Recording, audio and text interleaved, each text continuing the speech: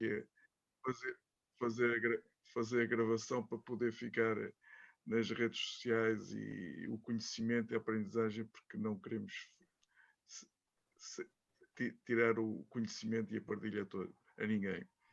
E nós temos feito este modelo de uma forma mensal, que é uma partilha entre cidadãos falantes de língua portuguesa, e procuramos muitas vezes temas que às vezes com um orador único e que não podem ser devidamente aprofundados e abordados na comunicação social. Pessoalmente, e agradecer muito em particular ao embaixador Francisco Seixas da Costa, meu caro amigo, que há quase 30 anos fomos nos cruzando pontualmente, mas presencialmente com algum tempo mais, como hoje, quase não tem sido possível. E isto desde quase o início da sua carreira em Londres, se não me engano, que já não nos encontramos num tempo mais aturado e presencialmente, desta maneira. Ora, nós temos aqui um modelo mais ou menos que tem uns minutos, os 2 minutos de tempo de antena estão a acabar, que é para não prolongar demasiadamente, e vou passar a palavra à Analisa Costa Reis, que fará a função seguinte antes de termos o tempo, de gostarmos da sua intervenção. Muito obrigado a todos e a presença de todos. Obrigada, Sofia. Nós hoje temos como convidado o excelentíssimo Sr. Embaixador Seixas da Costa. Licenciou-se em Ciências Políticas e Sociais, iniciou sua carreira diplomática em Oslo, na Noruega, passou pelas embaixadas de Luanda, em Angola, e pela Embaixada de Londres, no Reino Unido. Foi secretário de Estado dos Assuntos Europeus e, nessa qualidade, foi o principal negociador português do Tratado de Amsterdão e do Tratado de Nice, tendo presidido ao Conselho de Ministros do Mercado Interno da União Europeia. Foi embaixador representante permanente junto das Nações Unidas em Nova Iorque, onde desempenhou os cargos de vice-presidente do Conselho Económico e Social, de presidente da Comissão de Economia e Finanças da 56ª Assembleia Geral e de vice-presidente da 57ª Assembleia Geral, tendo integrado a convite do falecido secretário-geral Kofi Annan a bordo do United Nations Fund for International Partnership. Mais tarde foi nomeado embaixador representante permanente da Organização para a Segurança e a Cooperação na Europa, tendo então chefiado o respectivo Conselho Permanente. Posteriormente foi embaixador de Portugal no Brasil, depois em França. Exerceu cumulativamente o cargo de embaixador não residente no Mónaco, acumulou ainda o cargo de embaixador representante permanente junto da Unesco, Organização das Nações Unidas para a Educação, Ciência e Cultura, e junto da União Latina. Seguidamente dirigiu o Centro Norte-Sul do Conselho da Europa.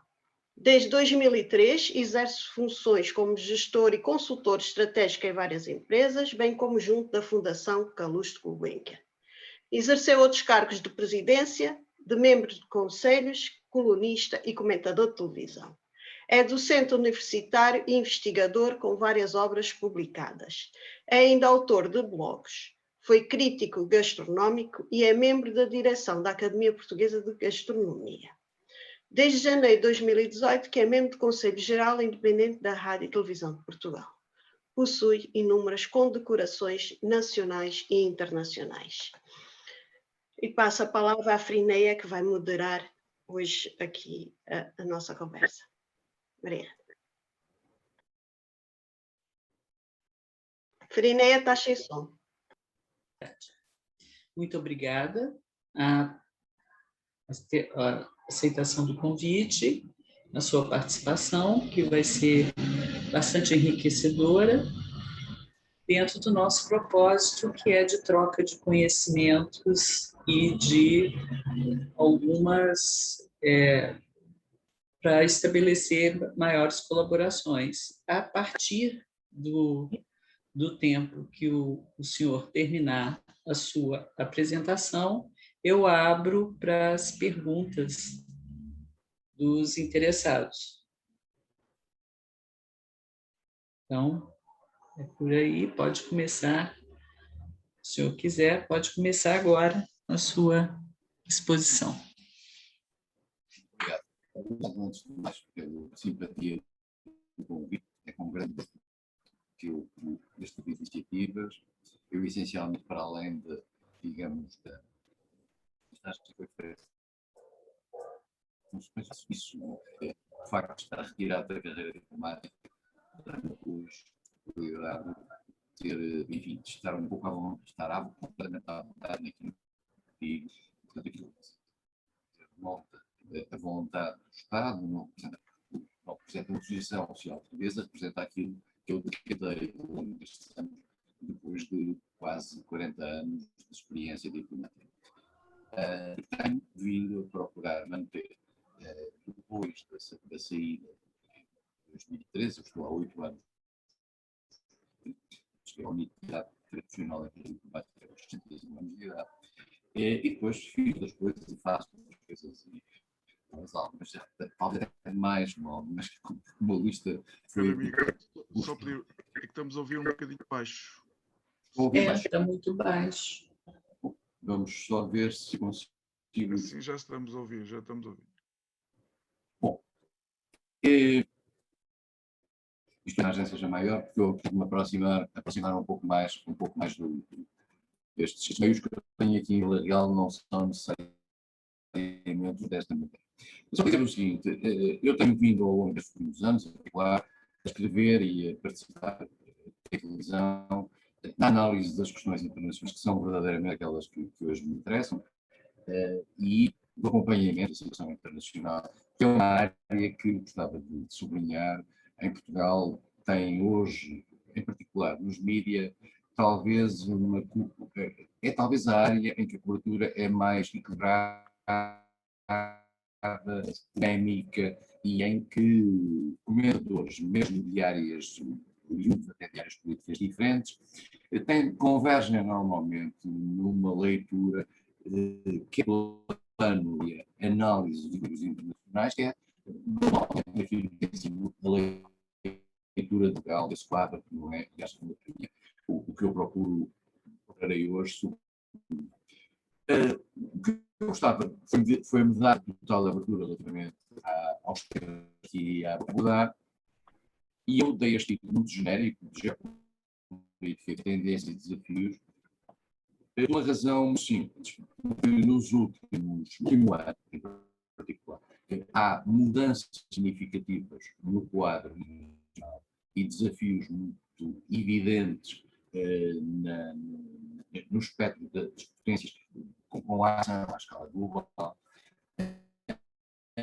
e entre elas, que me parece interessante perspectivar, não necessariamente apenas para falarmos de questões internacionais, mas para falarmos de um outro tema que está subjacente a isto, que é a questão dos valores na vida. E quando digo dos valores da vida internacional, tem a ver com a questão da democracia, tem a ver com a questão do autoritarismo, tem a ver com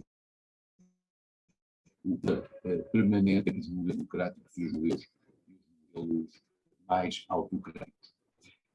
Eu queria fazer um tempo apenas para enquadrar o que vou dizer, começando por dizer que eu aprendi ao longo destes anos, ao longo destas décadas, que o quadro internacional significa também a capacidade de fazer vingar determinados valores e fazer prevalecer no espectro dos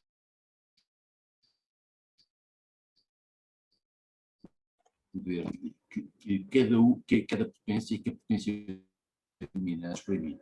E foi muito claro que nós verificamos com a criação das Nações Unidas, em particular com o estabelecimento de um marco em matéria multilateral.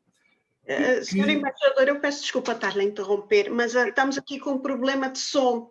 Nós estamos a ouvir com muita dificuldade e com muitos cortes. Muitos cortes, sim. Se possível meter um microfone. Vamos fazer uma coisa, eu vou tentar mudar de computador, dá-me um minuto para tentar mudar. Pois, é para não se está a conseguir perceber mesmo. Ou desliga a câmara, que se calhar às vezes isto resulta. que é menos intensidade, menos e nós Eu ouvimos. estou mantendo a minha até desligada para ver se melhora mesmo. É.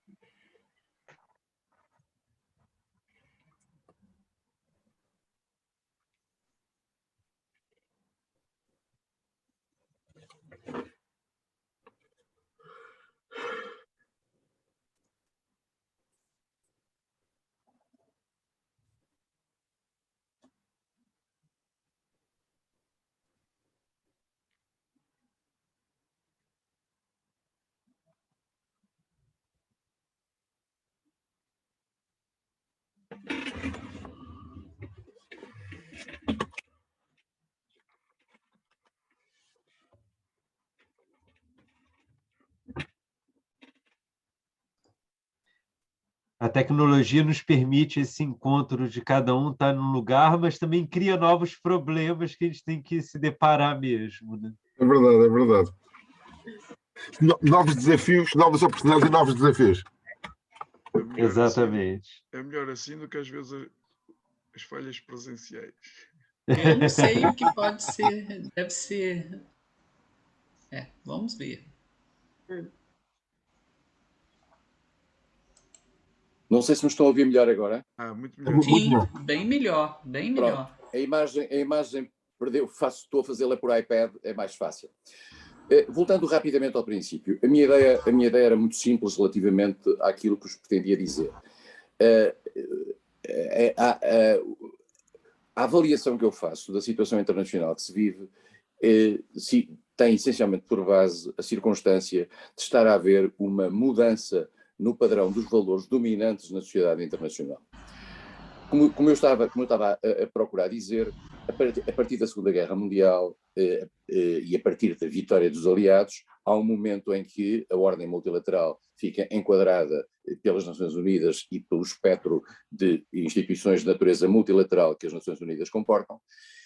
Isso deu ao mundo uma espécie de enquadramento global que naturalmente não deixou de ter os seus conflitos, porque imediatamente após isso, ao lado dos valores democráticos, liberais, tradicionais, e que estavam ali marcados muito na matriz daquilo que foi o papel dos Estados Unidos e da cultura política que lhe estava subjacente, surgiu do outro lado a União Soviética, e a Guerra Fria marcou o contraste entre estes dois mundos e marcou também a competição desses mesmos dois mundos nas outras áreas geográficas, nomeadamente nas áreas que tinham estado sujeitas ao processo colonizador, em particular da Europa, e nós tivemos durante largas décadas um combate, eu diria, um combate no plano político e também no plano militar, com frentes, digamos, por países terceiros, como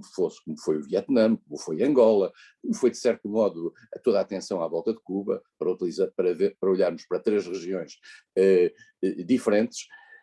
E todo esse combate acabou por redundar numa derrota objetiva por parte da União Soviética no final, nos anos 80, no princípio dos anos 80, com o fim da Guerra Fria e a própria implosão da própria União Soviética, com os efeitos que isso teve ao nível do desmantelar do poderio que ela tinha sobre alguns países europeus do centro e leste europeu. Isso permitiu, entretanto, àquela entidade que tinha sido criada dentro da União Europeia, de uma certa maneira, como forma de juntar aquilo que eram os países democráticos que se opunham a esse modelo de leste, abriu-se as portas àqueles novos países e isso alterou qualitativamente a União Europeia e nós hoje verificamos isso nessa matéria. Dito isto, na verdade, os valores prevalecentes na sociedade internacional e em particular aqueles que fazem parte da União Europeia, um país que entra para a União Europeia deve, em princípio, esta questão podemos discutir no que se passa hoje na Hungria ou na Polónia, mas deve, em princípio,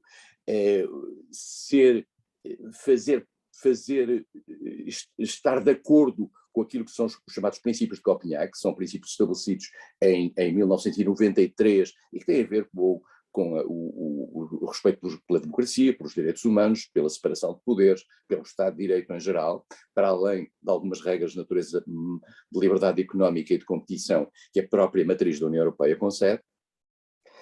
E tudo isto, digamos, fez parte daquilo que era um modelo democrático liberal em que temos basicamente vivido com mudanças e com modelos diferenciados na aplicação por parte dos países. Se repararmos bem, a sociedade internacional quase sempre esteve projetada naquilo que era o caminho para a democracia. Aliás, se repararem bem, os países muito pouco democráticos sempre tiveram a palavra democracia, quer na sua narrativa interna, quer até às vezes no seu próprio nome. Isso significou que havia uma espécie de um proselitismo internacional das ideias, do modelo democrático, ou da ideia democrática, fosse ela interpretada de maneira diferenciada. Nos últimos anos, essa competição que durante algum tempo existiu entre os Estados Unidos, em particular, ou o Ocidente, com os Estados Unidos no seu centro, depois com a União Europeia cada vez mais reforçada à sua volta, deixou de ter, esta competição deixou de ter do outro lado a Rússia, sucessora da União Soviética.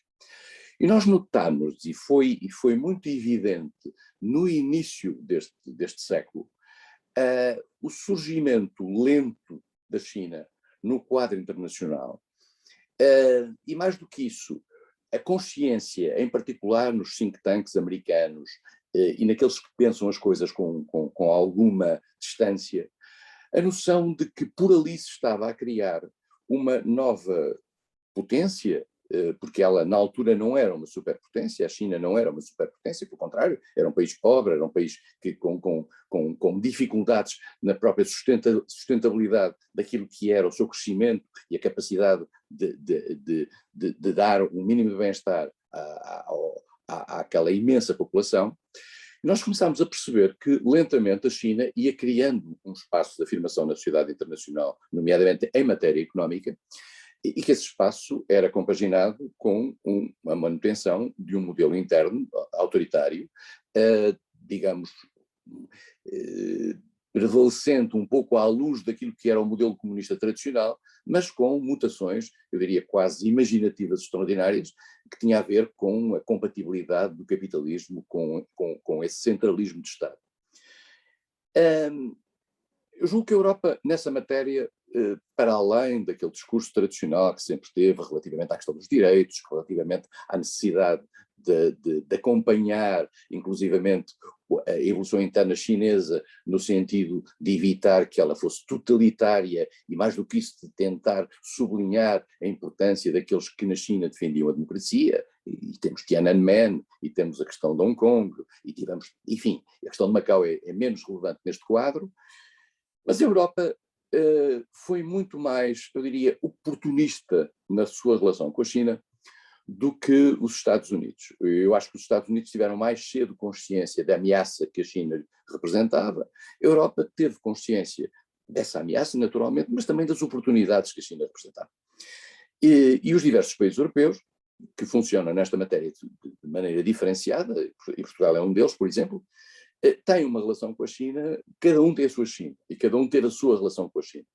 E até hoje, se repararmos bem, mesmo na própria linguagem europeia, ao longo dos anos, nas cimeiras que se faziam entre a União Europeia e a China, o sublinhar das dimensões mais autoritárias, menos democráticas, fazia-se, eu diria, quase por uma rotina, e menos propriamente pela noção de que a China iria mudar por essa pressão. A União Europeia é sempre muito forte com quem é mais fraco nessa matéria, no seu soft power à escala internacional, e teve sempre, eu diria, alguma complacência nessa relação com a China. Os Estados Unidos assustaram-se, com razão, à luz dos seus interesses, bastante mais cedo. Essa luta dos Estados Unidos havia já começado, as pessoas já não se lembram, mas havia começado no final dos anos 90 e num discurso duro dos Estados Unidos face à China. isso foi atrasado, eu diria, quase uma década, com o surgimento do 11 de setembro. O 11 de setembro deslocou aquilo que era o centro da preocupação americana para outra área.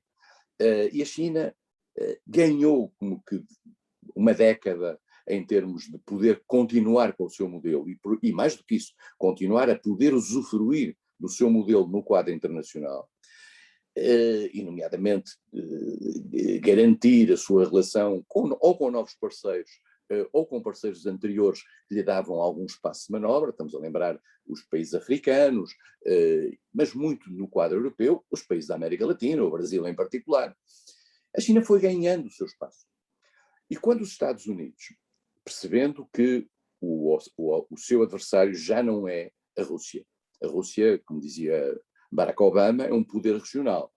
Tem, obviamente, um potencial nuclear forte, tem um potencial de forças convencionais muito significativo, é uma ameaça no plano de fronteiras para os países do leste europeu, mas a Rússia não é uma ameaça global para os Estados Unidos. É um poder adversarial, vamos ser claros, mas não tem o caráter da ameaça chinesa. A ameaça chinesa para os Estados Unidos representa também, e este é o ponto central daquilo sobre o qual eu gostaria de falar, que falássemos até, representa também uma afirmação diferente de valores. A China, neste momento, joga no plano mundial a afirmação mais ou menos do seguinte esquema: é possível encontrar soluções para resolver os problemas de vida das pessoas e do seu bem-estar sem que essas soluções passem necessariamente por modelos daquilo que o Ocidente considera ser os modelos democráticos que devem prevalecer. E, portanto, há aqui eu diria que um desafio de alternativa de modelo quase sistémico. E essa é a grande novidade que aí está. Já provavelmente ouviram falar que Joe Biden queria fazer a cimeira das democracias, uma cimeira das democracias. É por aí que as coisas estão a caminhar. Joe Biden, na sua reunião quer com o G7, quer com os países da União Europeia, quer mesmo no quadro da NATO, quer mesmo antes disso, ainda no quadro da reunião da Conferência de Segurança de Munique, tinha dado sinais dessa questão dos valores e da democracia. Isto porquê? Porque há muito quem pense que hoje em dia aquilo que é a tal tendência, pelo menos de um respeito básico pelos preceitos democráticos e de um caminho tendencial, quase um benchmark para o qual tenderiam esses países democráticos, deixa de estar em cima da mesa necessariamente, porque pode aparecer uma ordem de valores em competição. E essa ordem de valores em competição, que a China de certa maneira representa, porque representa o tal poder que é capaz de imprimir essa nova ordem de valores, pode ser, a certa altura, apelativa para vários outros Estados que pretendem manter aquilo que é normalmente mais fácil de manter, que é uma ordem autoritária, e querem, digamos, companheiros naquilo que é o desafio à ordem democrática liberal. E esses Estados estão aí, estão mesmo já no próprio seio da União Europeia, como se viu no caso da Hungria, como se viu no caso da Polónia, mas também estão na Turquia, mas também estão na Síria, também estão no Azerbaijão, estão em todos os países da África, da Ásia Central. Hoje em dia nós verificamos que há um mundo de ordens autoritárias que estão a começar a olhar para a China, não necessariamente como um modelo, já não é o proselitismo do modelo soviético dos anos 50 ou 60, não, é apenas como um garante internacional de que há um novo referente em termos de valores, que não necessariamente a ordem democrática e liberal. E, portanto, essa preocupação com esse pormenor que são as eleições e as liberdades, e a ausência de censura, e um conjunto de outros valores a que nós nos habituámos ao longo dos últimos anos das nossas vidas a ter por bons, há hoje regimes que estão a pôr isso em causa e a China aparece nessa matéria. E, portanto, a sensação que eu tenho e que está e começa a ser prevalecente em algum debate internacional é que a China prepara-se no plano internacional para desafiar em termos de valores. Já está a desafiar no plano económico, como é sabido, já está a desafiar no plano daquilo que são as suas propostas sedutoras para vários países, nomeadamente com a questão da nova Rota da Seda, os financiamentos que faz em vários sítios, os próprios investimentos que faz um pouco por todo o mundo, ou pelo mundo que pode. Procurou e procura colocar, por exemplo, na questão do 5G, a Huawei no centro do processo, e os Estados Unidos, nós verificámos ontem que o diretor da CIA foi ao Brasil precisamente para tentar convencer o governo brasileiro a não dar aos chineses a possibilidade de terem o 5G no Brasil, através das empresas chinesas. E, portanto, nós estamos aqui numa competição muito, muito alargada. Dir-se-á, mas será que a mudança de Trump para Biden traz alguma alteração significativa neste debate? Não traz. Trump tinha consciência, isso é claro por parte em várias tomadas de posição da administração Trump, ele tinha consciência do caráter de desafio que a China representava. Mais do que isso, até tinha em relação ao caso russo alguma complacência que o mundo um dia vai tentar perceberá o porquê dessa complacência, mas Trump sabia, e Joe Biden sabe, que na política americana há um consenso muito alargado em considerar a China o grande, eu diria, inimigo, se assim se pode dizer, e não estou a falar em termos necessariamente de guerra, mas estou a falar de pequenas guerras e pequenas batalhas de natureza sectorial. Joe Biden procurou muito claramente, e tem vindo a procurar dentro da União Europeia, conquistar os países da União Europeia para essa sua leitura, e em particular tenta mostrar aos países da União Europeia, nesta perspectiva, que aquilo que é o modelo em que a própria União Europeia assenta pode arriscar-se a ser diluído e a ser contestado se a União Europeia não fizer uma frente com os Estados Unidos nesta matéria. Portanto, estamos aqui numa guerra global, eu diria, de ideias, de projeto no plano político, que tem a ver com a circunstância de haver uma potência importante no quadro internacional, nomeadamente no quadro económico internacional, que coloca a sua ordem de valores à frente como um modelo alternativo àquilo que nós nos habituamos a considerar um modelo democrático tradicional. E esta é, a meu ver, a grande questão que aí está. E esta questão não deixará, naturalmente, de pescar nas nossas próprias águas. Aquilo que nós vemos hoje na Hungria suscita, de facto, grandes dúvidas sobre se um determinado modelo não significa que seja um modelo chinês, significa apenas que é um modelo autoritário que se opõe àquilo que é a ordem democrática tradicional, nomeadamente a nível da separação de poderes, da não ingerência nas questões dos mídia, na proteção das minorias, etc. Tudo isso a China tem mostrado ao longo destes anos que tem posto em causa perante uma comunidade internacional que tem reagido relativamente a isso, mas vamos ser claros, a China não dá sinais de mover 1 milímetro que seja relativamente ao seu modelo interno, e mais do que isso, não dá sinais de estar minimamente acossada pela comunidade internacional. E essa é uma coisa interessante.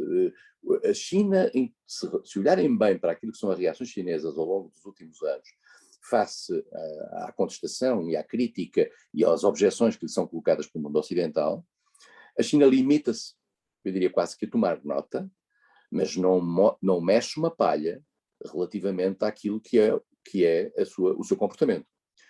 O que significa que é um país, digamos, confiante no seu projeto, confiante no seu modelo, e que é um país que aí está, com a tal ordem de valores alternativa, a desafiar aquela ordem de valores que nós nos habituamos aqui deste lado do mundo. E, portanto, este combate internacional a que nós hoje assistimos e que a administração Biden procura liderar, e não é por acaso que ela digamos, fez todo este périplo pelas várias instâncias, G7, NATO, União Europeia, e depois acabou no encontro com o Vladimir Putin. Os Estados Unidos querem, manifestamente, quando dizem the America is back relativamente àquilo que é a própria liderança ocidental. porque, como é sabido, Donald Trump tinha-se afastado dos seus aliados, tinha mais do que isso, criado um discurso quase antagonista e provocatório relativamente aos seus aliados e até às alianças, como é o caso da NATO, e Joe Biden reverte para aquilo que era a posição tradicional dos Estados Unidos no quadro internacional, em particular no diálogo transatlântico, e procura utilizar isso como um instrumento para reforço da liderança americana no mundo ocidental. E isso levanta um problema dentro da União Europeia, que vamos ver como é que se vai resolver, que é o problema da competição entre, por um lado, uma União Europeia que pretende ter uma autonomia estratégica, ou pelo menos afirma uma autonomia estratégica no quadro internacional, e fazer as suas opções independentemente do seu parceiro do outro lado do Atlântico, e os Estados Unidos que, enfim, estendem a mão à Europa, desde que a Europa, naturalmente, siga por esse caminho que os Estados Unidos querem. A questão está em saber como é que o processo decisório dentro da União Europeia vai caminhar. Nós sabemos que há duas potências dentro da União Europeia que têm importância objetiva. Uma delas é a França, que tem a única, que neste momento, depois da saída do Reino Unido, é a única que tem uma capacidade militar mínima, e para já um poder nuclear, tem um lugar permanente no Conselho de Segurança, e tem uma rede forte no plano internacional. E por outro lado a Alemanha, que é um poder económico muito forte, com um grau de relações externas no plano económico muito importante, algumas até contraditórias com alguns interesses europeus, como é o caso da relação com a Rússia, há esta polémica também com os Estados Unidos sobre o gasoduto Nord Stream 2, mas também com a China, com o qual a Alemanha tem extraordinárias ligações e muito difíceis de desmontar apenas por uma estratégia de segurança europeia. Como é que estas duas potências vão lidar? Nós não sabemos o que é que vai passar-se na Alemanha depois da saída da senhora Merkel e qual será a orientação da Alemanha. Uma coisa sabemos, o Brexit fragilizou a posição europeia. Fragilizou fortemente a posição europeia, a saída do Reino Unido é uma baixa muito forte na União Europeia, inclusivamente dá à França algumas ambições, e portanto não é muito claro hoje em dia como é que se vai fazer o processo decisório dentro da União Europeia e em particular por onde vai a União Europeia. As últimas reuniões na União Europeia têm sido muito tensas, como é sabido, o último Conselho Europeu foi extremamente tenso. Porquê? Porque dentro da União Europeia também se mostram os tais poderes, digamos, adversariais, que pretendem fugir um bocadinho àquilo que é a matriz, o template de funcionamento da União. Isso não é uma boa notícia para a União Europeia. Também não é uma boa notícia para a capacidade da União Europeia lidar com os Estados Unidos nesta matéria. E não é manifestamente uma boa notícia para dar da União Europeia uma imagem sólida, poderosa, que o mundo respeite. E por isso mesmo este debate, que é um debate nosso também, português, neste caso, e que é também um debate que tem a ver com a própria projeção da União Europeia junto do seu near abroad, ou não tão near quanto isso, como eram as tradicionais relações com a América Latina, com a África, em particular, tendo em conta que a União Europeia, estão na União Europeia vários países que tinham uma rede grande de colónias em África, mas mesmo a própria posição da União Europeia face ao Médio Oriente, que é uma área importante, mas nas quais a União Europeia é uma espécie de tem o Oscar para melhor ator secundário. E, portanto, a União Europeia tem uma grande dificuldade de se projetar hoje em dia, porque tem dentro de si divisões muito, muito sérias. Até agora, volto a dizer, essas divisões não têm a ver com estes padrões essenciais de democracia, muito embora nós vejamos alguns países a forçar a barra e a tentar diluir essa posição. Mas este é um debate essencial que vai estar no futuro, e a nova liderança americana vai seguramente colocar isto numa lógica de branco e negro, e vai seguramente criar, pelo menos ao nível do debate internacional, eu não diria um novo ambiente de Guerra Fria, mas um ambiente de grande tensão entre o que é o autoritarismo e o que é a democracia. Há só um problema que os Estados Unidos têm, como sempre tiveram, é que os Estados Unidos, como é sabido, têm por vezes aliados que mantêm, aliás, com grande carinho e que estão longe de ser democracias. E, portanto, às vezes os Estados Unidos, por razões de realpolitik, mantêm um relacionamento externo muito mais baseado nos interesses do que nos princípios. Vamos ver onde é que para o balanço desta administração de Joe Biden. Mas eu agora gostava que pudéssemos discutir um bocadinho sobre isto. Muito obrigado. Só um instante. O Marcelo tem uma pergunta. Marcelo, você... Embaixador Seixas da Costa, muito obrigado pela excelente explanação e a partir do seu profundo conhecimento colocar as questões.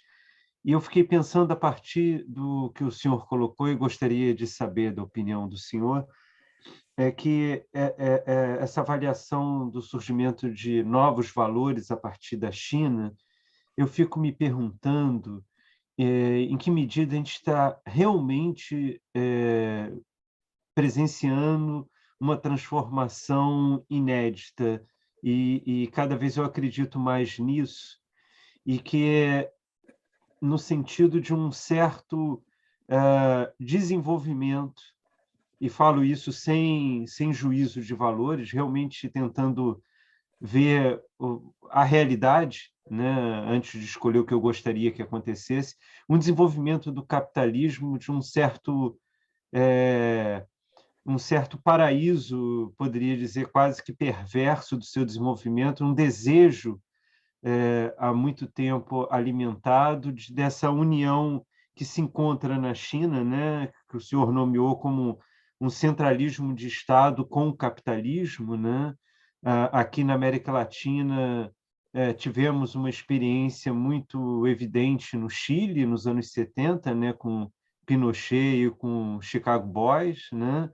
E nesse sentido de uma liberdade profunda de consumo e de valores, né, no sentido financeiro, e, ao mesmo tempo, um cerceamento, um controle muito grande da liberdade, dos valores profundamente, eu diria eles, europeus mesmo, né, de longa data, né? E, nesse sentido, parece que China se realiza isso de forma muito grande, o que faz, a partir da fala que o senhor fez, me fez pensar da situação delicada que os Estados Unidos se encontra, né? De alguma forma, parece que o eixo de uma experiência do capitalismo se deslocou dos Estados Unidos, quer dizer, porque nós ligamos muito fortemente o capitalismo aos Estados Unidos, mas esquecemos que não foi lá que ele nasceu, né? Então, quer dizer, não está preso a uma delimitação geográfica, mas sim uma experiência. E eu gostaria de ouvir um pouco mais o senhor nisso, e agradecendo enormemente a sua fala. Muito obrigado.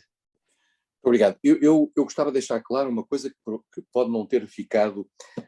A China não traz consigo uma espécie de nova ordem de valores que pretenda criar prosélitos pelo mundo. Traz uma espécie de federação antidemocracia liberal. E a ideia é explicar que há outra possibilidade, que é uma possibilidade de, desprezando aquilo que nós consideramos durante alguns anos, bastantes décadas, ser o elemento central da expressão da vontade popular, o voto, a liberdade dos mídias e tudo aquilo que lhe vem associado, dizer não, é possível, são possíveis vários modelos que dispensem isso, desde que esses modelos sejam eficazes.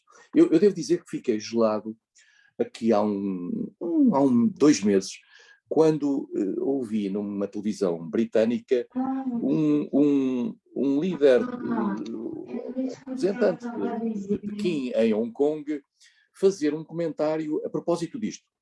E dizia ele, e estavam alguém a perguntar-lhe, mas isto agora, a própria administração de Hong Kong, que aliás foi negociada com o Reino Unido, a transição, e a administração de Hong Kong, o novo Parlamento de Hong Kong vai ter menos deputados. Esses deputados, os que podem concorrer, têm que ter uma espécie de um certificado de patriotismo dado por Pequim.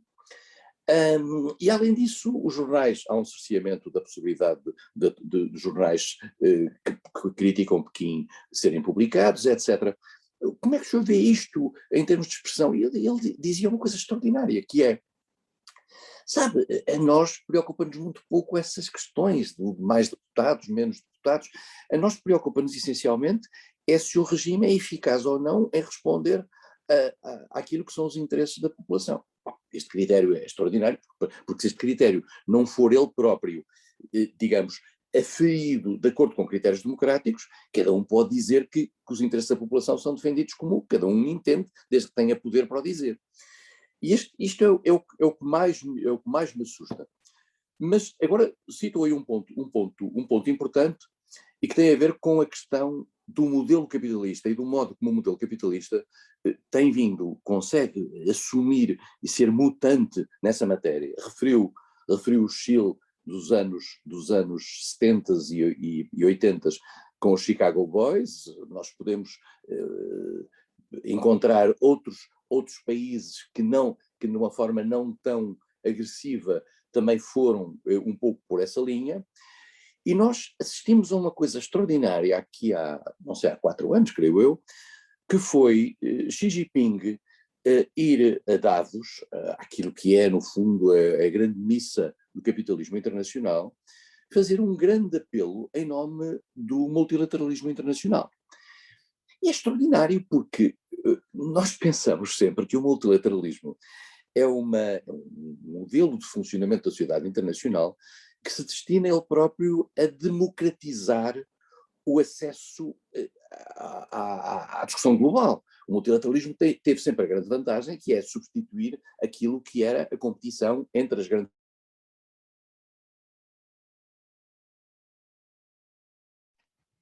Embaixador, o som ficou bloqueado.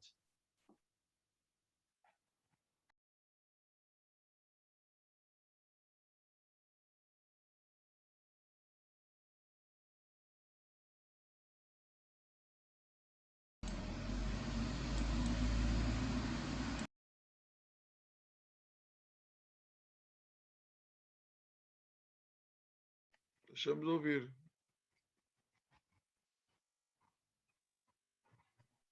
Ele ficou sem imagem também. Ficou sem imagem, de Exatamente. repente, e sem som. Então, voltando. Marcelo, ajuda. Já consegui. Então, Sim, voltamos. Já estão a ouvir? Sim, Já sim. estamos ouvindo. Peço desculpa, mas eu estou aqui com um sistema muito primário de transmissão. Isto é mais complicado. Mas é só para dizer o seguinte: nós assistimos, o sistema multilateral internacional representou, e por isso mesmo por vezes os grandes países não gostam dele, representou uma forma de democratização do acesso à sociedade internacional. As Nações Unidas já eram isso, têm esta distorção que é o Conselho de Segurança, mas que no fundo somos todos iguais, mas há uns que são mais iguais do que os outros, mas enfim, é uma forma de realismo no plano internacional. Podemos depois tentar discutir sobre se o modelo que acabou por ser criado em 1945 tem algum sentido de existir hoje em dia, nomeadamente não haver países do Sul representados, não haver países africanos representados, não estarem lá países essenciais à escala internacional. Mas de qualquer maneira, o modelo multilateral era uma forma de democratização do processo decisório à escala internacional. E o que é muito interessante é nós vermos um país como a China, em Davos, a defender o multilateralismo, nomeadamente a defender o multilateralismo que lhe interessava, que era o multilateralismo da Organização Mundial de Comércio, porque é um país que depende essencialmente do comércio exterior, tendo ela própria dentro dela todos os genes daquilo que não é a essência do multilateralismo, que é a democratização da sociedade. E, portanto, há aqui contradições muito grandes e que têm a ver com o aproveitamento, claro, que é feito por determinados poderes daquilo que é a máquina internacional. A história do comércio internacional é uma história muito importante e que também convém ter em consciência que tem estado bloqueada até agora. Os Estados Unidos praticamente bloquearam a Organização Mundial de Comércio porque não lhes convinha e deixaram de nomear juízes para o painel decisório dentro da Organização Mundial de Comércio, e isso é algo que coloca os países mais frágeis numa situação extremamente difícil, porque num momento qualquer em que se quer fazer um processo de antidumping ou um processo de contestação de uma posição qualquer, a Organização Mundial de Comércio, que é no fundo o tribunal destas coisas, deixa de funcionar. E, portanto, os grandes países têm sempre a possibilidade de impor pela força as coisas, e por isso mesmo o discurso do multilateralismo e da preeminência absoluta do multilateralismo no plano internacional é um discurso essencial para os países mais frágeis e, em particular, para os países mais pobres. E este é um ponto sistemático e não é por acaso que os poderes mais autoritários à escala internacional têm alguma coisa contra o multilateralismo e estão sempre a falar contra o multilateralismo, porque são aqueles países que não ganham com o debate internacional. E, portanto, nós estamos aqui, de facto, numa situação complexa, mas também esta situação, reparem, se olharmos para aquilo que se passou nos Estados Unidos nos últimos 4 anos, é uma coisa absolutamente extraordinária, do seu ponto de vista de fenómeno, porque nós assistimos àquilo que nós considerávamos uma coisa praticamente garantida, que era o funcionamento da democracia americana.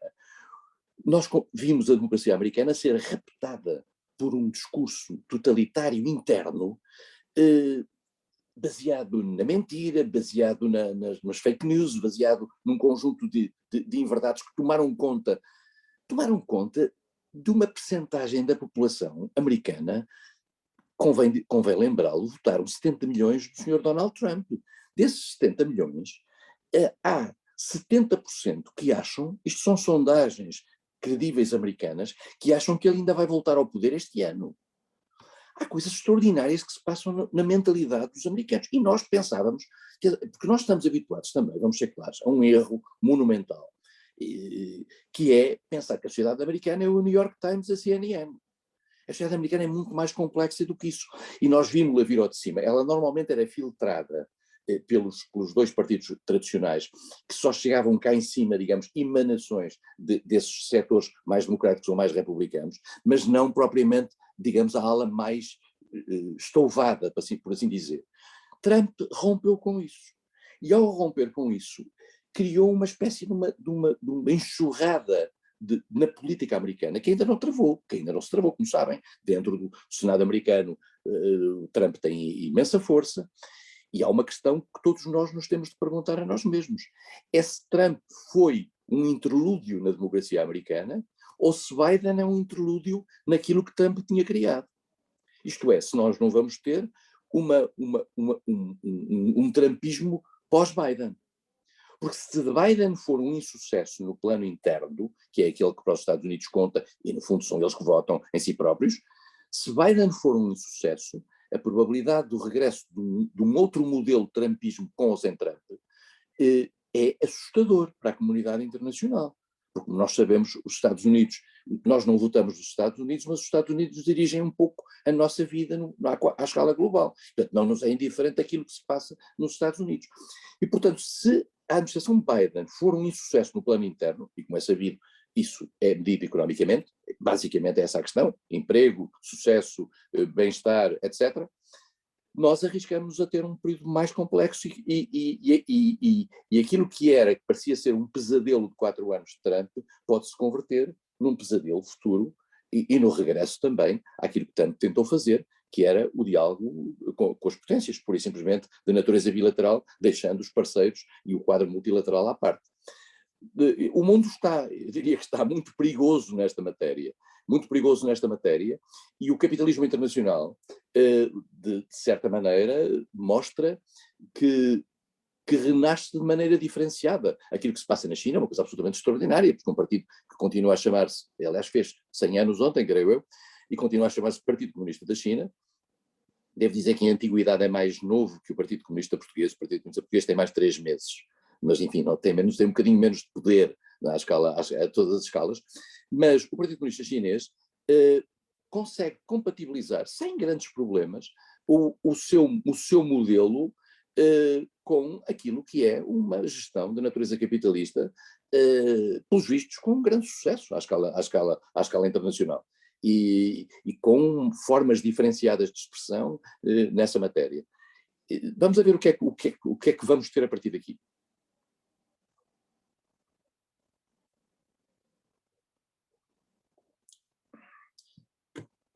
Não sei se há... Marcelo, você tem algum comentário, alguma coisa que é falar Não, mais? só gostaria de agradecer o embaixador e talvez me permitindo estender mais uma questão. Embaixador, tem uma questão que é muito presente no discurso político brasileiro, e gostaria de beneficiar também da sua experiência a partir da figura da eleição do Bolsonaro, que aquilo tudo que o senhor diz sobre Trump, para nós tem um peso muito maior a eleição do Bolsonaro, porque sequer tem a ilusão nacionalista verdadeira por trás, né? Então é uma experiência muito mais rude, para dizer o mínimo, mas há uma discussão, e a sua análise passou rapidamente por isso, aqui no Brasil, de uma certa um diagnóstico dizendo que o problema desse desvio da política brasileira seria uma grave oposição, e que isso teria travado a política, né, entre Lula e o PT, e Bolsonaro e a extrema-direita. E para mim, me causa sempre um espanto muito grande isso, porque nunca vi uma situação histórica internacional onde a oposição fosse responsável por isso. Me parece muito mais uma falta de um espaço político. E aí eu me assusto mais ainda com a ascensão da China, né, com a própria existência do Trump, né, com o descrédito da imprensa, e não estou aqui para dizer da pureza da imprensa, mas da participação decisiva de uma experiência minimamente civilizatória, né, da desqualificação do debate, né, da desqualificação da ciência. Nunca as academias e universidades foram tão desprestigiadas e desqualificadas. Quer dizer, essa mudança de eixo, o quanto que ela impacta, talvez, num empobrecimento sem precedentes também político. Se o senhor pudesse falar um pouco disso, eu agradeceria muito. Eu devo dizer uma coisa, eu com a experiência diplomática que tive, aprendi alguma coisa de humildade nessa matéria, que é o seguinte, e vou-lhe dar só apenas um exemplo muito simples. Eu, quando saí do Brasil para ser embaixador em Paris, em 2009, se alguém me dissesse que Jair Bolsonaro podia ser presidente do Brasil, eu dava uma gargalhada e explicava em detalhe, com todos os pormenores, que isso era impossível. Bom, enganei-me redondamente, porque a realidade é sempre muito mais imaginativa que os homens. E quando eu ouvi o fenómeno Bolsonaro surgir, eu não estava a acreditar nisso, porque já sabe, percebe porque é que eu digo isto? Porque em 2005, 2006, 2007, a figura de Jair Bolsonaro era, no quadro brasileiro, uma figura caricata que se passeava no apoio ao clube militar, que dizia umas coisas a favor da ditadura, que fazia tomava umas posições um bocadinho bizarras, mas que não era levado minimamente a sério. O que a mim me surpreendeu no Brasil, e que me continuou a surpreender, foi, a certa altura, o profundo desgaste na área conservadora democrática que o Brasil sofreu. Isso tem a ver com o Lava Jato, tem a ver com os processos todos, com tudo aquilo que aconteceu, e com o sucessivo desgastar de todas as figuras alternativas àquilo que foi também um declínio de imagem e de prestígio por parte do PT e do petismo, digamos, e a certa altura começou-se a dar conta que tudo o que era alternativa ia falhando, era Alckmin, era o homem de Minas Gerais, o Aécio Neves, era tudo aquilo, e de repente começa-se a polarizar tudo numa figura improvável, absolutamente improvável, e mais do que isso, eu tenho amigos brasileiros, e isso confesso que me assusta às vezes bastante, tenho amigos brasileiros que eram, enfim, opositores do Lula, naturalmente, porque há muita gente que é opositora de Lula e com toda a legitimidade, e que viu mal, a certa altura, tudo o que se passou, e em particular tudo aquilo, o encadeamento artificial ou não, logo veremos no futuro relativamente à questão da corrupção, etc., e tudo por ali para diante, e que de repente era tudo menos Lula. E o tudo menos Lula é uma coisa que é assustador, é sempre assustador em qualquer parte do mundo, o tudo menos qualquer coisa, porque a polarização não é boa conselheira na luta política.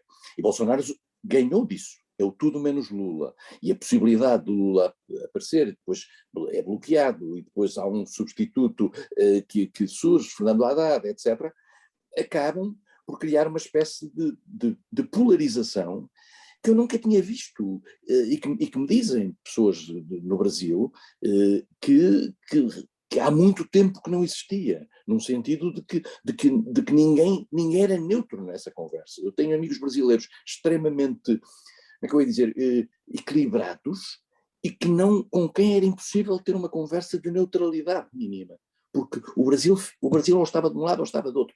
E esta trincheira, este ambiente de trincheira, é um ambiente dramático para a vida brasileira e até para a reconciliação da sociedade brasileira.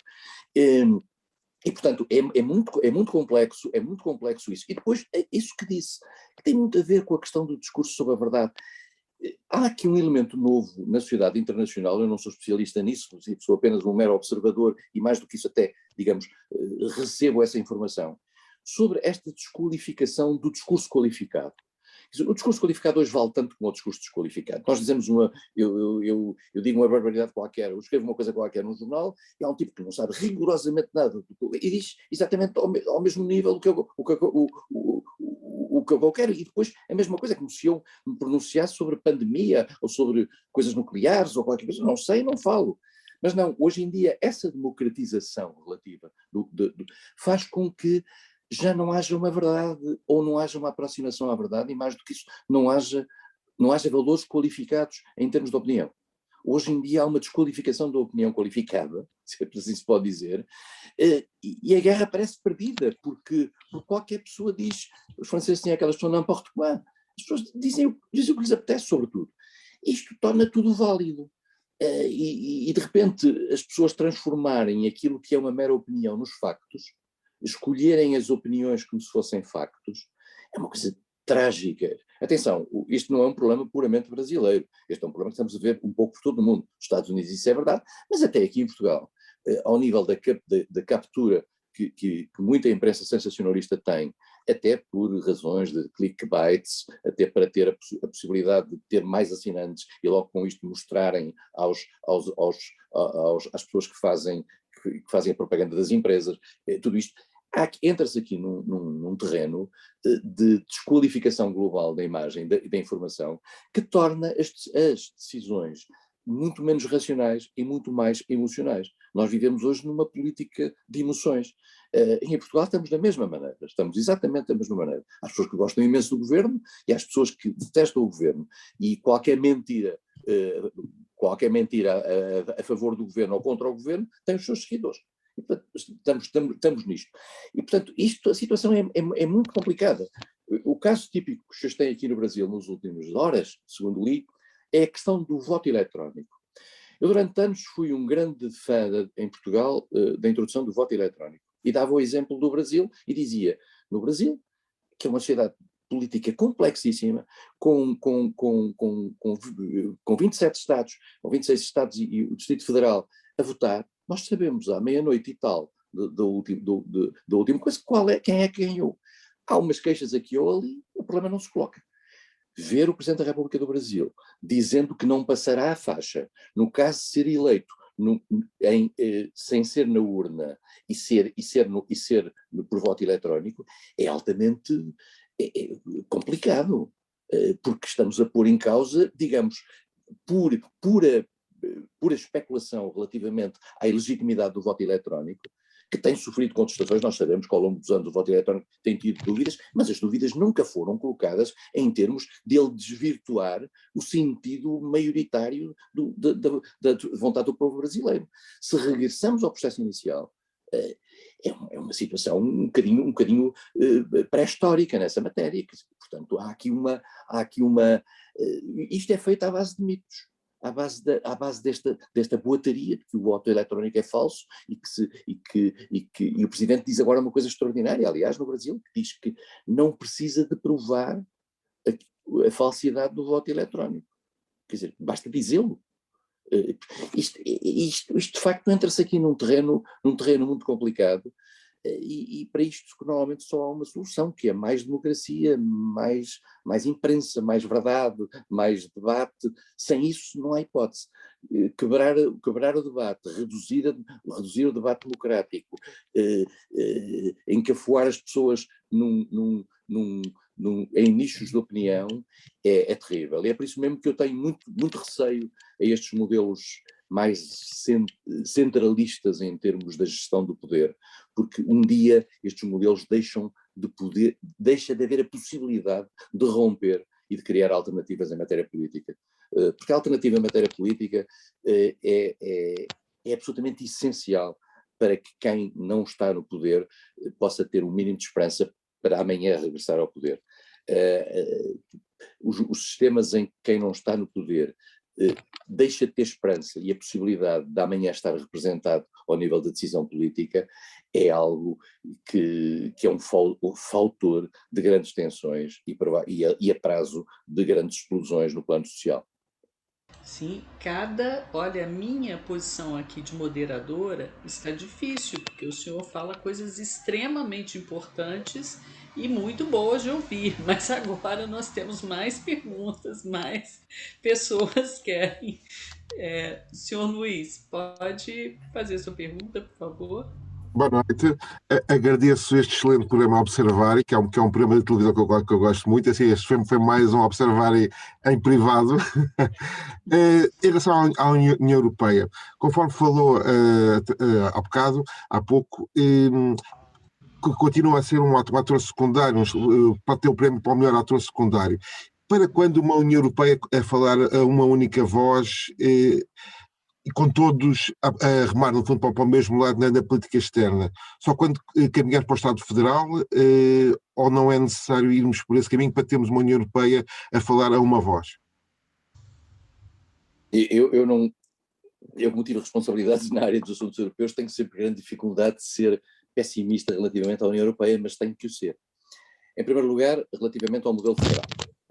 Eu, durante muitos anos, não era favorável ao modelo federal da União Europeia, e era mais até soberanista na minha perspectiva, mas devo confessar que depois de ter trabalhado muitos anos dentro da União Europeia, e trabalhei na estrutura quando Portugal entrou em 1986 e depois tive responsabilidades no governo durante quase 6 anos nessa área, eu convenci-me que o modelo federal é de facto aquele que melhor protege ou protegeria os interesses dos pequenos e médios países dentro da União Europeia, que são aqueles que, no fundo, me competem a mim vindo de um país desta dimensão.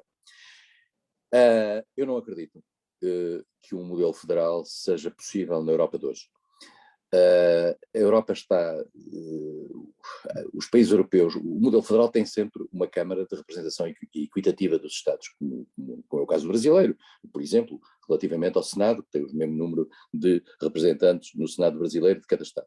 Eu não estou a ver a Alemanha a aceitar que a legislação europeia passe por um Senado europeu em que ela tenha o mesmo número de votos que Malta. Não acredito, já não acredito. Quer dizer, o modelo, eu diria que o momento fundacional de uma Europa federal já passou. E mais do que isso, e agora volto à sua pergunta, quando é que a Europa fala por uma voz única? A Europa tem tendência cada vez mais a falar por vozes diferentes. Porquê? Porque, vamos lá ver, a voz da Europa é a voz dos interesses europeus. E mais do que isso, é a voz daquilo que sejam as preocupações e a agenda de preocupações e ambições dos países europeus. Ora, essa agenda hoje é não só diversa, como até contraditória. Os países, por exemplo, eu aqui há uns 3 anos fui à Estónia, convidado pela Fundação Carlos Gulbenkian para um exercício de perspectiva de quais eram as perspectivas europeias, portuguesas e estónias face à União Europeia. E há um presidente de uma fundação na Estónia disse-me assim: nós aqui na Estónia temos 3 grandes problemas europeus. O primeiro chama-se Rússia, o segundo chama-se Rússia e o terceiro chama-se Rússia. Só a partir daí é que a gente tem outros problemas europeus, financiamentos, coisas. Os 3 primeiros são Rússia. Ora bem, se perguntar a um cidadão português se a Rússia é um problema dentro da União Europeia, o cidadão diria que não, mas nós não vivemos na fronteira da Ucrânia. Nós não vivemos na fronteira ao lado da Rússia, que para eles não é uma ideia muito diferente daquela que era a União Soviética. Aquilo que é o estilo autoritário do Sr. Putin assusta quem está ali ao lado e quem tem um poder militar ínfimo no caso de haver um potencial de agressão por parte da Rússia. E por isso mesmo, a possibilidade de um país como Portugal, ou um país como a Itália, um país como a Espanha, ou mesmo a Grécia, terem exatamente a mesma perspectiva relativamente às questões externas que tem um país como a Polónia, ou mesmo um país como a Noruega, como a Finlândia, que tem uma tradição neutral antiga, é muito vaga. Eu não acredito muito que haja a possibilidade da nossa voz externa ser muito potente e muito capaz. E depois também há aqui um outro aspecto que é importante. Nós ouvimos durante muito tempo falar, e mais do que isso, tínhamos até uma narrativa sobre isso bastante bem elaborada, sobre a necessidade da Europa de ser uma Europa de defesa e segurança. Cada vez mais a Europa de ter a sua própria autonomia. Até se dizia que a Europa será o pilar europeu da NATO, e a Europa unida seria o pilar europeu da NATO. Ora bem, com a saída do Reino Unido da União Europeia, a possibilidade da União Europeia ter ela própria uma força de natureza militar, dissuasória ou não, capaz de se mostrar com um poder, enfim, para a defesa dos seus interesses, porque no fundo os poderes militares só existem para a defesa dos interesses, é cada vez mais reduzida. Nós não vemos hipótese nenhuma. A Alemanha, como sabe, é um país relutante por razões históricas, em ter forças armadas importantes. O único país que verdadeiramente importa, como eu há bocadinho disse, sob o ponto de vista quantitativo, é a França, que tem um poder nuclear, além disso tem a bomba atómica. É o único país europeu que o tem. Depois há países que vivem num constrangimento monstro relativamente às despesas militares, que tem a ver com os constrangimentos normais das despesas militares, das despesas orçamentais a nível europeu e das suas dívidas. Nós estamos nesse caso, mas países como a Espanha ou a Itália conseguem fazer milagres às vezes para conseguirem manter umas forças armadas equipadas minimamente capazes. Será que isto, juntando isto com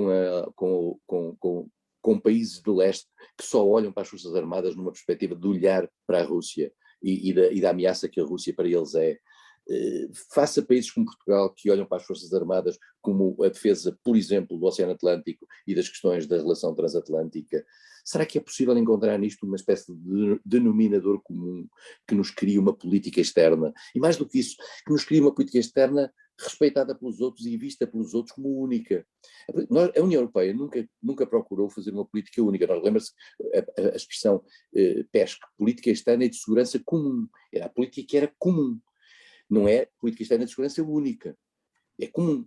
O que significa que os países, percebeu-se desde o início que os países vão ter, cada um deles, perspectivas diferenciadas em algumas matérias. Nós temos normalmente posições comuns relativamente a coisas distantes. A Myanmar, às questões de não sei de onde, de uma democracia qualquer que caiu nas ilhas do Pacífico, nós fazemos um comunicado gravíssimo, assinado sem problemas pelos 27.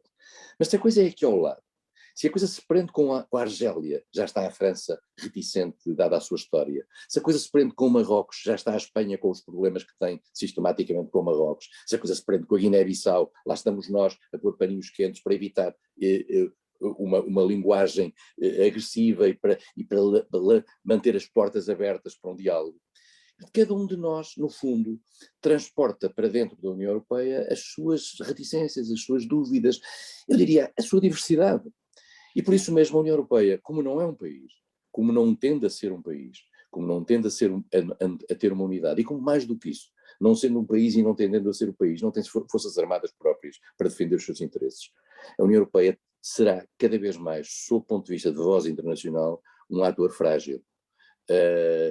E mais do que isso, eu gostava de dizer uma coisa, é que ao nível da prevalência dos valores e dos princípios, coisa que a União Europeia até agora tinha conseguido manter, se reparasse bem, em termos eu diria, de um nível médio de projeção, de identidade de ideias, a União Europeia estava junta. A circunstância de haver agora casos como a Hungria, casos como a Polónia, mas outros também na República Checa, na Bulgária, já estão a aparecer problemas, falta de respeito pelas minorias, etc. Tudo isto vai criar uma União Europeia muito loose. Eu lembro-me em 2000, eu era secretário de Estado dos Assuntos Europeus quando chegou ao governo austríaco um partido de extrema-direita. E os 14 países da União Europeia, éramos 15, os outros 14 países juntaram-se numa condenação da posição austríaca. E mais do que isso, depois levamos para dentro dos tratados europeus aquilo que era a cláusula que permitia, digamos, suspender um país no caso do seu comportamento ser contra as regras europeias e funcionar contra as regras europeias. Só que esquecemos de uma coisa, é que não é um país. É porque, de repente, quando nós queremos isolar a Hungria, vêm imediatamente vários outros países que têm medo de amanhã serem eles próprios apanhados na mesma rede, a dizer, não vamos isolar a Hungria, porque isso criaria um precedente complicado. E o precedente é para eles. O precedente é se amanhã eles evoluírem nesse sentido, serem também apanhados nessa rede. Conclusão, aquilo que está previsto nos tratados já não se aplica, porque só se aplicaria pela unanimidade -1. Como não há -1, há -3 ou 4, o processo não se aplica e andamos meses e meses no Tribunal de Justiça, nos processos intentados pela Comissão Europeia, etc. Portanto, vamos ter aqui uma União Europeia cada vez mais loose e cada vez menos coesa nesse aspecto. E como, além disso, a União Europeia, para muitos países, ao longo dos anos, tem sido uma espécie de bote expiatório daquilo que são as suas insuficiências nacionais, e em que os países se refugiam na União Europeia como forma de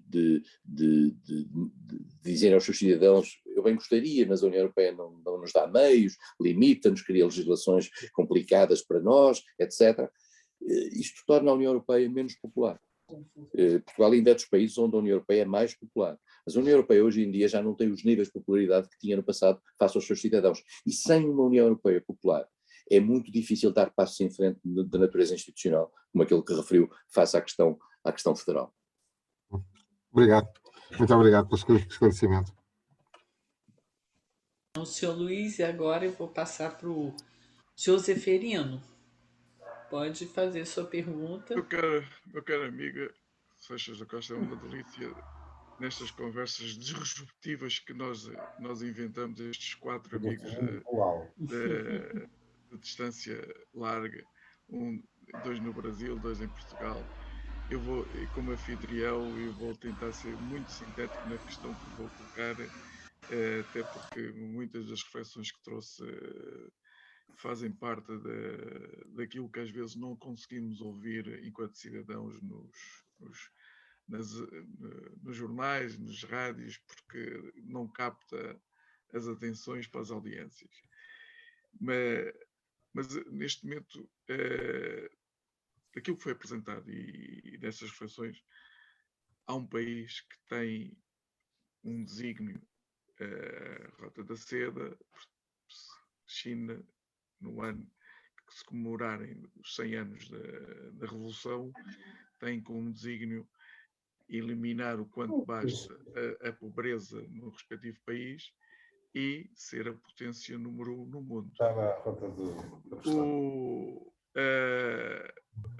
Os Estados Unidos podem ter um desígnio, de certo modo, com Trump ou sem Trump ou com Joe Biden, de ter como adversário barra inimigo a China, mas a China neste momento parece-me que já leva um bocado a dianteira, no sentido em que economicamente foi federando os países em África e de uma forma subtil tem federado alguns países na América Latina através de algumas ajudas económicas, mas também da instalação de inúmeras bases, unidades militares em territórios da América Latina.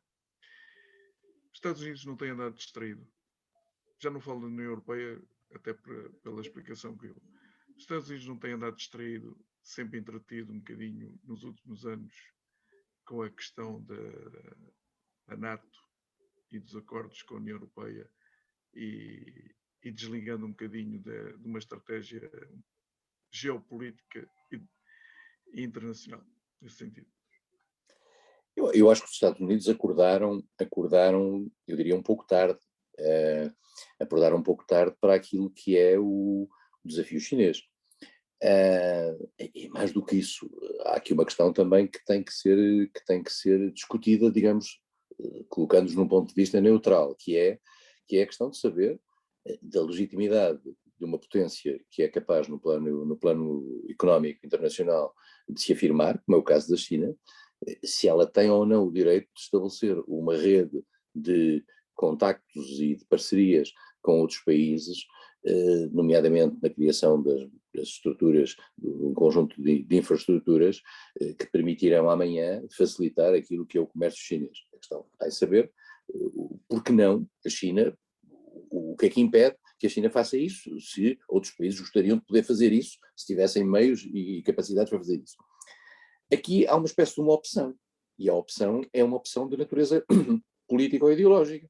E a opção que os Estados Unidos tomam é no sentido de dizer, nós temos o direito, aliás, o discurso de Joe Biden no G7 há dias apontava para uma coisa parecida à própria posição chinesa, isto é, no sentido de dizer, nós também estamos disponíveis para fazer financiamentos em matéria infraestrutural com os nossos parceiros.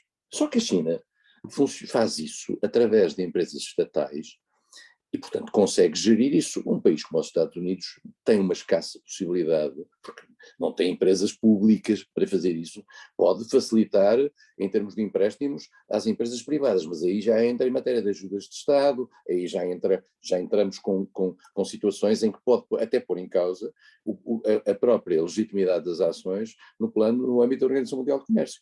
Portanto, estamos aqui num terreno complicado, quer dizer, a China procurou mostrar-se uma potência benévola. A China tem uma história, sob o ponto de vista internacional, relativamente pacífica. A China nunca foi um país muito agressor no plano internacional. Pelo contrário, foi um país altamente agredido no plano internacional. Nós notamos aquilo que foram as ações da China no Vietnã, notamos aquilo que é a conflitualidade que a China mantém com a Índia, mas no plano das ações externas, a China faz ameaças, isto é, faz ameaças a Taiwan, e portanto aquilo que era o acordo mais ou menos implícito que tinha sido criado nos anos 70, com os Estados Unidos de permeio, no sentido de haver uma só China, e depois Taiwan não era independente, não se transformava num país, e a China procuraria um dia que Taiwan regressasse ao solo chinês. Hoje em dia há muitas dúvidas sobre se a China está disposta a esperar, porque a China, por exemplo, com Hong Kong não esperou. A China há um acordo com Hong Kong que a China está a incumprir em vários aspectos e a acelerar o processo de chinização de Hong Kong. E, portanto, isso, digamos, aparentemente, e há reações britânicas nesse aspecto, contraria, eu não conheço bem os pormenores, mas contraria claramente o espírito daquilo que era a declaração conjunta feita com o Reino Unido quando a transição de Hong Kong. Sobre isso não tenho a mais pequena dúvida. A China, além disso, mantém esta ânsia de projeção internacional no plano comercial. Dir-se-á, bom, há coisas que a China está a fazer que são muito duvidosas sob o ponto de vista do direito internacional. Por exemplo, aquilo que está a fazer no Mar do Sul da China, com a criação daquelas ilhas artificiais que prolongam, no fundo, a soberania chinesa, é muito duvidoso. Além de que o Mar do Sul da China não é um mar chinês, contrariamente àquilo que a China diz, de acordo com o direito internacional.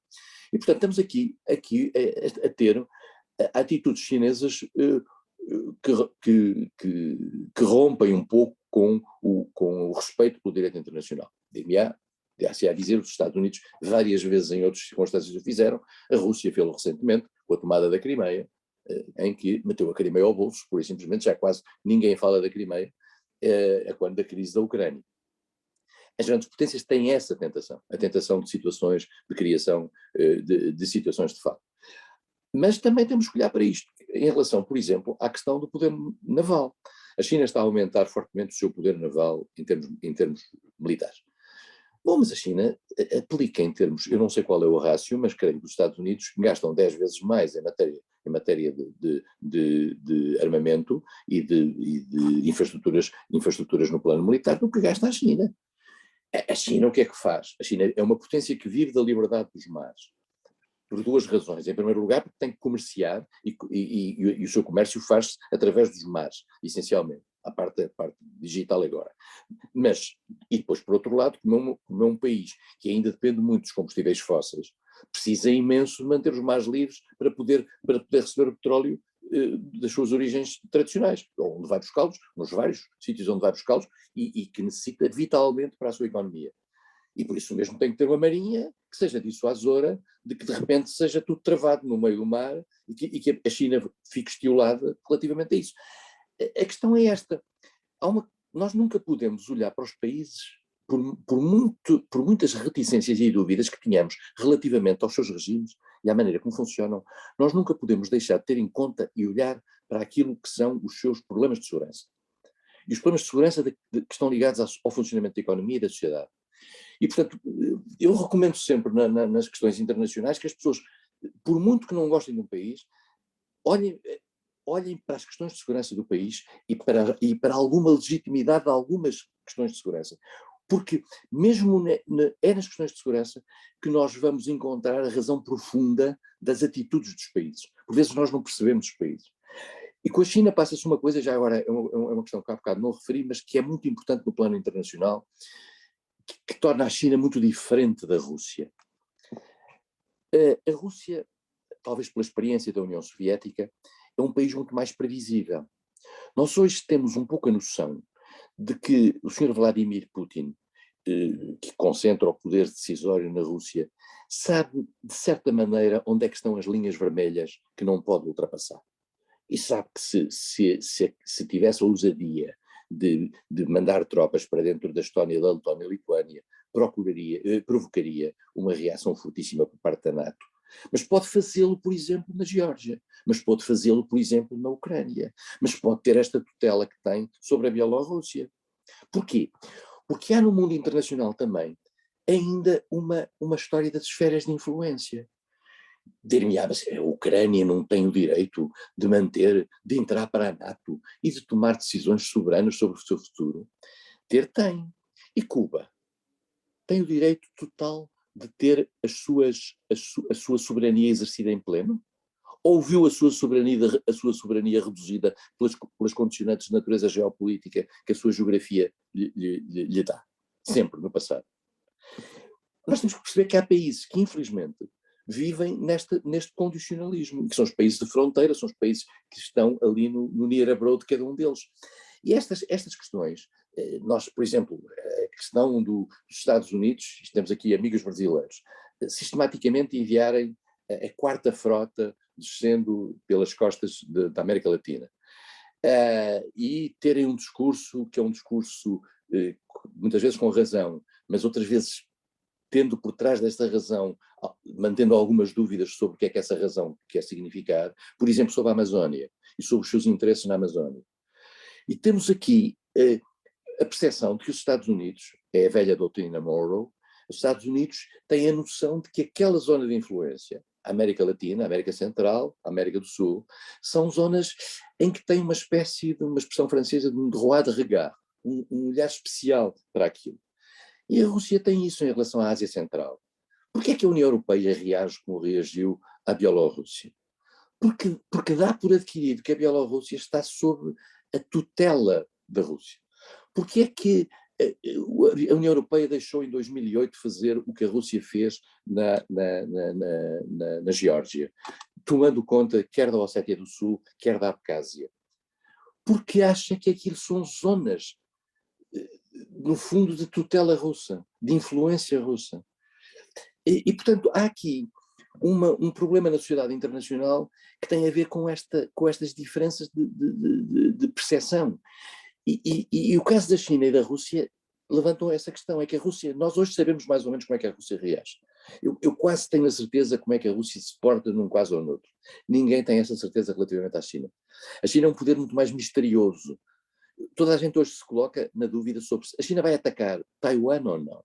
Vai um dia de manhã pôr lá uma montanha de tropas e tomar Taiwan e diz, isto é nosso, isto é China, Taiwan não é independente, não é reconhecido internacionalmente, não tem estatuto nas Nações Unidas, é território chinês, embora sob administração autónoma, e a China diz, não, isto é território chinês, ponto. O que é que vai acontecer? Os Estados Unidos atuam ou não atuam? Os aliados vão com os Estados Unidos ou não? Em que contexto? Não há NATO para ali. Como é que é? Que tipo de reação vai haver? Ou será que a China acha que não vai haver reação nenhuma e que na realidade pode haver umas sanções e umas coisas quaisquer que a China já não se importa nada e é business as usual? Isto é muito curioso, porque a China traz para o mundo internacional uma realidade nova. Nós não estávamos habituados a lidar com a China. Mais do que isto, eu fui embaixador nas Nações Unidas. O que é as Nações Unidas? As Nações Unidas foram durante muitos anos um condomínio entre os Estados Unidos e a Rússia. Isto é, quando os dois estavam encrespados um com o outro, primeiro a União Soviética e depois a Rússia, quando os dois estão encrespados, o Conselho de Segurança para. Mas ninguém pergunta nada à China, ou perguntou durante muito tempo à China. A China vai aparecer nas Nações Unidas, está a aparecer cada vez mais nas Nações Unidas, e vai provavelmente um destes dias ter posições até diferentes da Rússia.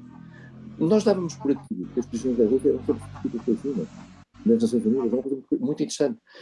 Ora, a Rússia, a China, não consegue ter uma política internacional à altura da sua importância económica, com a Rota da Seda, com todos os seus projetos, se não tiver uma estrutura de relações internacionais forte.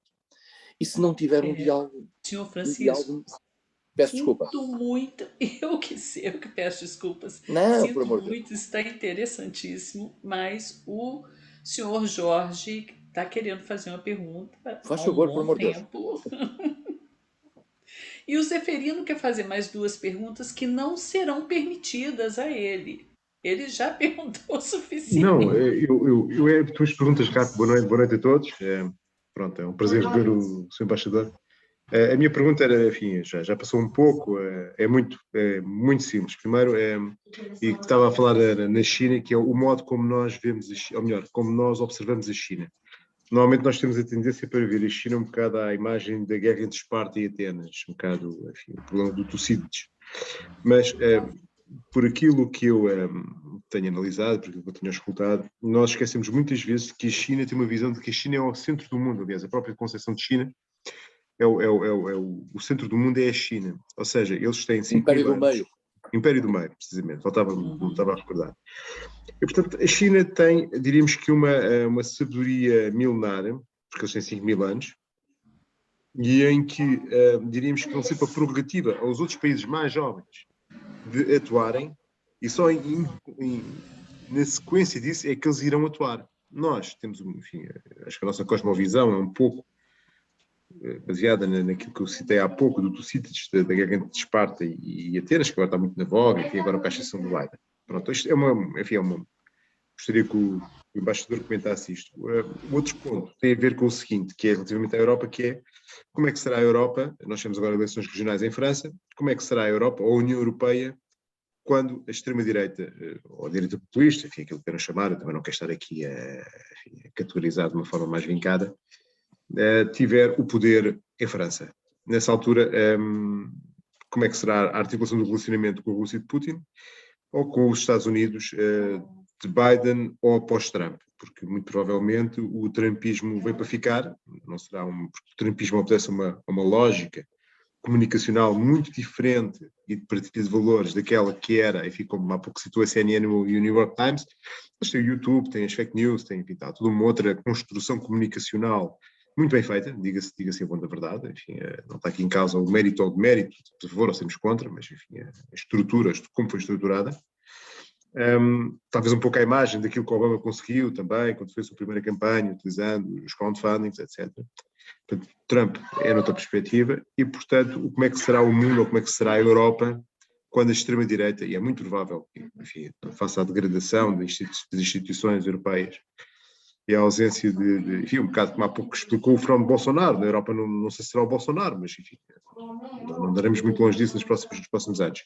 Como é que será a Europa quando Jean-Marie Le Pen ou Philippot ou outros, enfim, tiverem de facto o poder efetivo em França, que é a maior potência militar? Pronto, muito obrigado, não me queria estender muito mais, e uma boa noite a todos e foi um prazer revê-lo. Muito obrigado.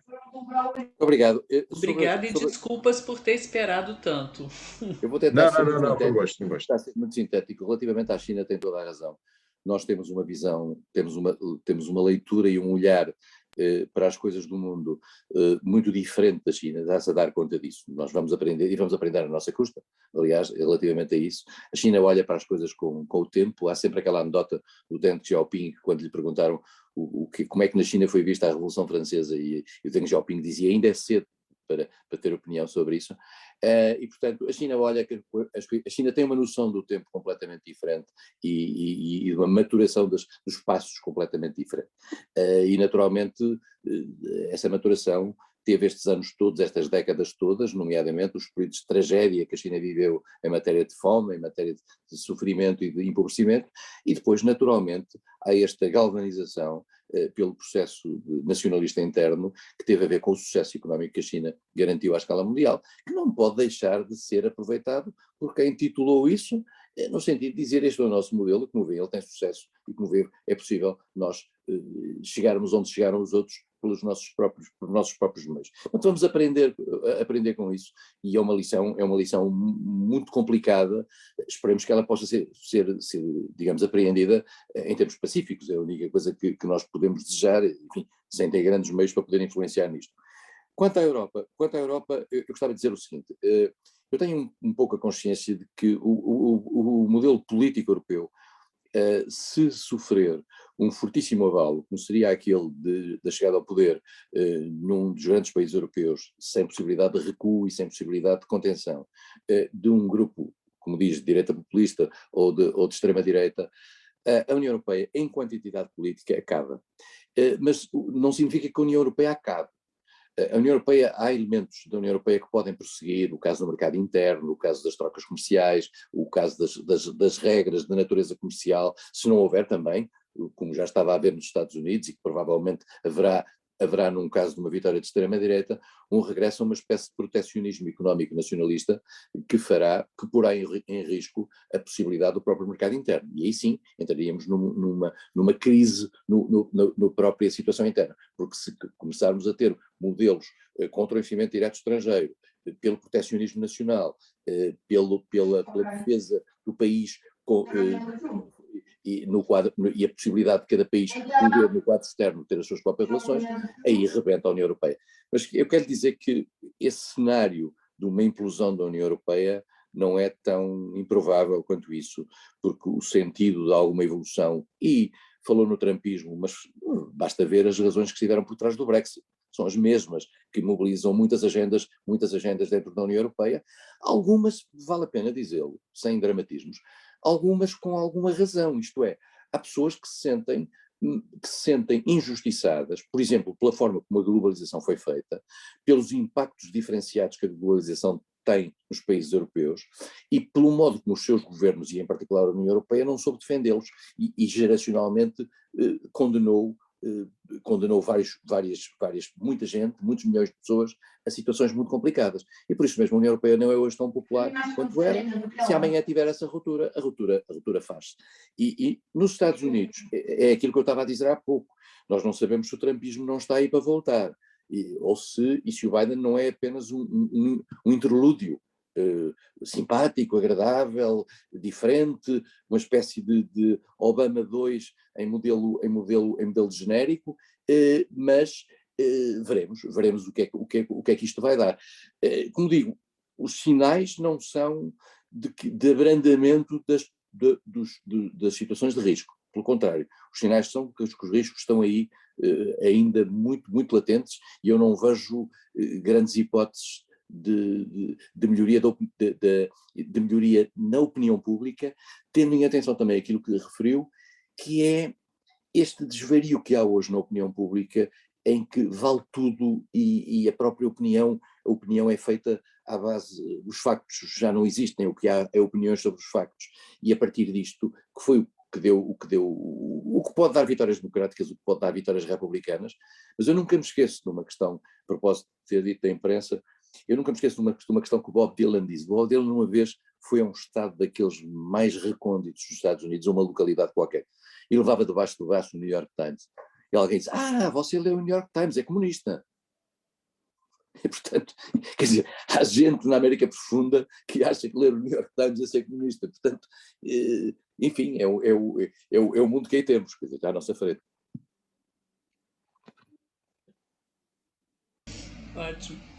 Mais uma vez quero agradecer e pedir ao Marcelo, infelizmente, nosso tempo aqui acabou, embora possamos combinar mais coisas depois, e mais tempos, não sei. Mas eu vou pedir ao Marcelo para fazer o fechamento do evento de hoje. Muito obrigada mais uma vez, foi muito bom. Obrigado, nada. Grande gosto. Bom, eu queria agradecer primeiramente ao embaixador Seixas da Costa pela fala, por ter trazido toda a sua experiência, sua análise de uma questão tão fundamental para todos nós, né, nesses novos rumos, né, do mundo. Agradecer a presença de todos, as perguntas de todos. Realmente a ideia do Dual Global é justamente permitir que a gente possa discutir, que a gente possa ter uma melhor visão do nosso tempo, né? Então, agradecer muito. E o embaixador nos trouxe uma questão muito importante, né, a partir da sua avaliação, de um certo ponto, de uma outro modelo ao democrático liberal que durante muito tempo se colocou a partir de uma certa organização mundial, né, a partir, nos últimos anos, com a crise, no fim da oposição entre Estados Unidos e União Soviética, né, com a perda, digamos assim, de protagonismo mundial da União Soviética, do seu fim, né, e o surgimento lento da China, né, que trouxe uma singularidade ao modelo internacional, que é um centralismo do Estado junto com uma experiência capitalista, né? Nos chamou a atenção a diferença do movimento inicial dos Estados Unidos, um tanto atrasado, mas que uma certa percepção dessa ameaça chinesa, e da União Europeia mais com uma complacência, ligado até aos seus próprios interesses, né, e oportunidades, e como a China se apresenta a nós como uma outra solução aos valores democráticos liberais fora da democracia, né? Então, a partir dessa questão, como que a Europa vai caminhar nessa mudança, né? De alguma forma a gente pode expandir isso para o mundo inteiro, mas certamente o caminho que a Europa escolherá e como cada país, dentro das suas divisões internas, isso influenciará diretamente o cenário mundial. Agradecer muito novamente, embaixador. Um grande gosto. Muito obrigado. Muito obrigado a todos. Obrigado Zeferino. a todos. Obrigado a todos. Muito obrigado. Foi um prazer. Muito obrigado a todos.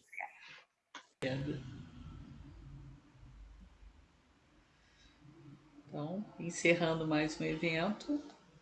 Mês que vem. Encerrando mais um evento da Dual Global. Exatamente. E o próximo evento é em agosto.